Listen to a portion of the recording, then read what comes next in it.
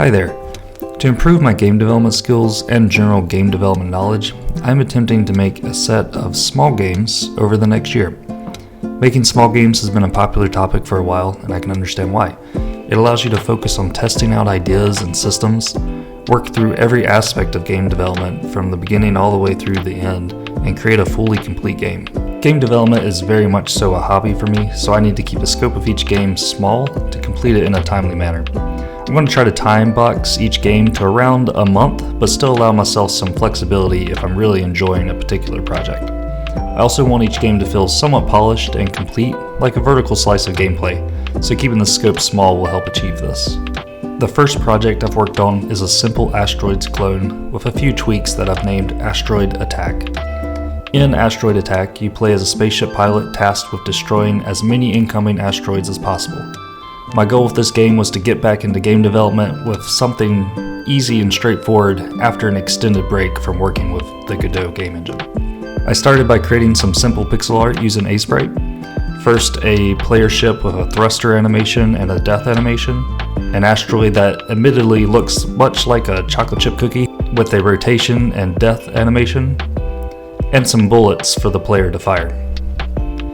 Using Godot, I added movement controls for the player, along with the thruster animation for moving left, right, up, and down, and then firing the blaster. Asteroids spawn randomly from each side, and the player's objective is to blast them to drive up the score. This takes care of the main game loop, but I didn't want to stop there. When an asteroid is destroyed, 1 to 5 pips will spawn and fly outwards from where the asteroid was destroyed. These pips can be picked up for additional points and will gravitate towards the player when in close enough range.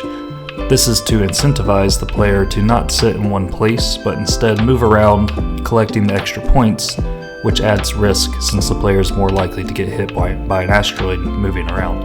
I also added a limit on rapid firing to incentivize the player to take more calculated shots instead of just firing continuously. This bar shows overheat levels, and when the player overheats the blaster, then they are only able to fire at a reduced rate. Lastly, I wanted to add couch co-op play, or local 2-player support. I've always enjoyed playing video games with others in person more than online, so I wanted to incorporate that idea here. This turned out to be fairly easy with the Godot scene system and input map. It was as simple as creating a second instance of my player scene with a different color texture, and then having that scene respond to a different set of input actions.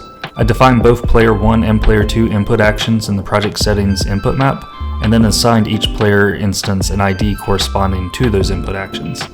When the player scene looks for its input action, it appends its ID to the common action name, which gives the input action for that player instance.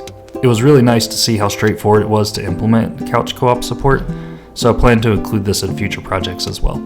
To make the game feel more alive, I wanted to add background music and sound effects. This is an area that I probably know the least about, so for this game, I opted for some assets that I discovered on itch.io. Shout out to Abstraction for the background music, Shapeforms for the game sound effects, and Bleop for the UI sound effects.